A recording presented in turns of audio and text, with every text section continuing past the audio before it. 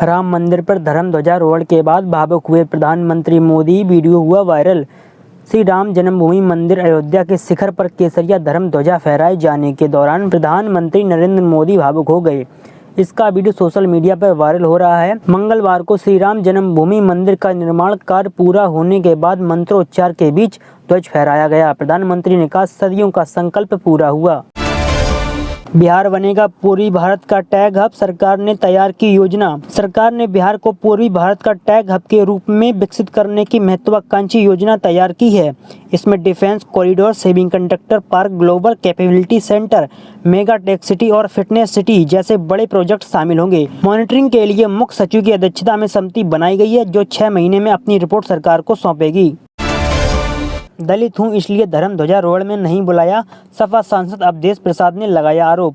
अयोध्या की फैजाबाद सीट से सांसद और सपा नेता अवधेश प्रसाद ने बताया कि उन्हें श्री राम जन्मभूमि मंदिर में धर्म ध्वजारोहण कार्यक्रम का निमंत्रण नहीं मिला। उन्होंने कहा, कार्यक्रम में मुझे न बुलाए जाने का कारण मेरा दलित समाज से होना है।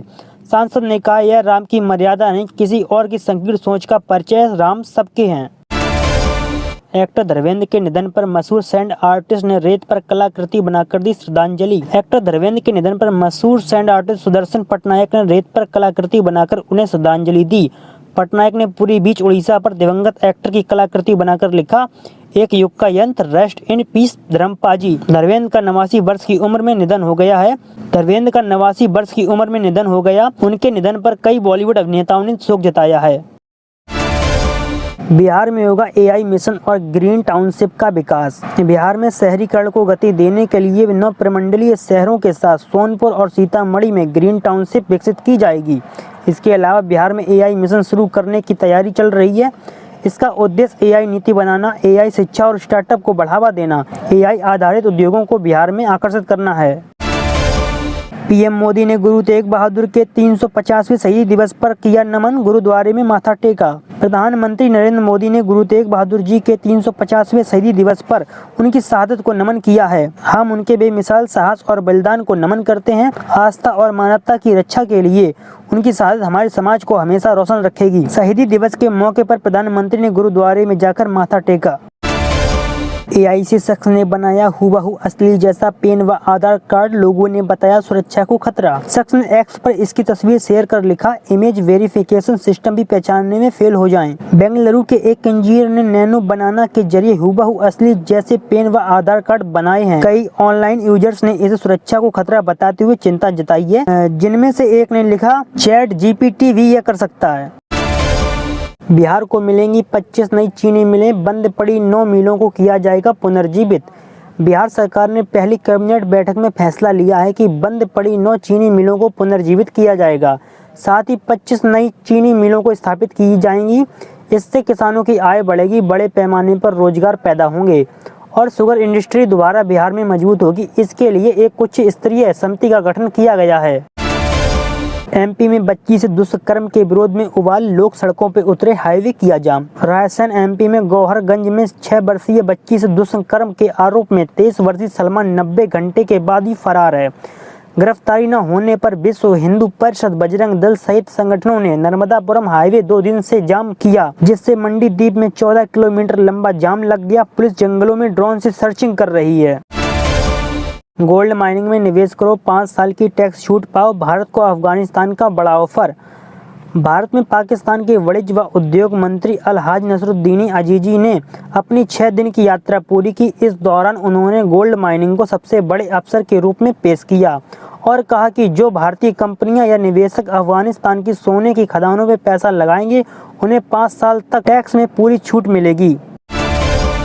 बिहार में बनेगा एंटी रोमियो स्क्वाड, गालीबाजों की भी खैर नहीं, एक्शन में नए गृह मंत्री सम्राट चौधरी। बिहार के गृह मंत्री का चार्ज संभालते ही सम्राट चौधरी एक्शन में आ गए हैं। उन्होंने स्कूल कॉलेज के पास छात्राओं से छेड़छाड़ करने वाले मंचलों को रोकने के लिए एंटी रोमियो स्क्वाड बनाया जाएगा। इसके तहत पिंक मोबाइल पुलिस टीम की तैनाती होगी। अलवर में दिल्ली मुंबई एक्सप्रेस पर बस ट्रक से टकराई, 2 की मौत, 31 यात्री घायल। राजस्थान के अलवर में दिल्ली मुंबई एक्सप्रेस पर पिनान थाना क्षेत्र में इंटरचेंज की पुलिया पर मंगलवार सुबह भीषण हादसा हो गया है। अहमदाबाद से दिल्ली जा रही बस ट्रक से टकरा गई। इस हादसे में 31 यात्री घायल हो गए जबकि 2 लोगों की मौके पर मौत हो गई। बीजेपी बंगाल में मुझे छुएगी तो पूरे देश को हिला दूंगी। एसआईआर विरोध मार्च में ममता ईसी पर भी बरसीं। जनसभा को संबोधित करते हुए ममता बनर्जी ने एसआईआर प्रक्रिया को अराजक और धमकी भरा करार देते हुए इसका कड़ा विरोध किया है। इस दौरान उन्होंने कहा कि अगर बीजेपी बंगाल में मुझे नुकसान पहुंचाने की कोशिश करेगी तो मैं पूरे देश में भाजपा की जड़ें हिला दूंगी। ग्वालियर में इनामी बदमाश कपिल यादव के साथ पुलिस की मुठभेड़, गोली लगने के बाद दबोचा गया। मध्य प्रदेश के ग्वालियर में इनामी बदमाश कपिल यादव पुलिस के साथ मुठभेड़ में पकड़ा गया। 10,000 के इनामी बदमाश के पैर में गोली लगी है। वह एक ईंट भट्टे में छुपा था और सरेंडर करने से इनकार करते हुए पुलिस पर फायरिंग की थी। दिल्ली एनसीआर की जहरीली हवा पर पीएमओ एक्टिव, प्रदूषण फैलाने वाली गाड़ियों के खिलाफ एक्शन के आदेश।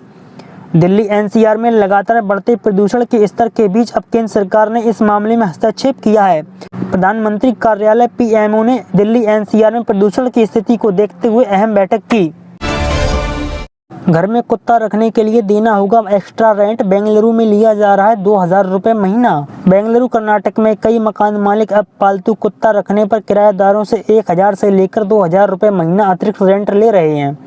मकान मालिकों का कहना है कि पालतू जानवरों के कारण होने वाली डीप क्लीनिंग, दाग धब्बे और नुकसान को कवर करने के लिए यह चार्ज लिया जा रहा है। वहीं किराएदारों का मानना है कि सभी पेट्स नुकसान नहीं करते।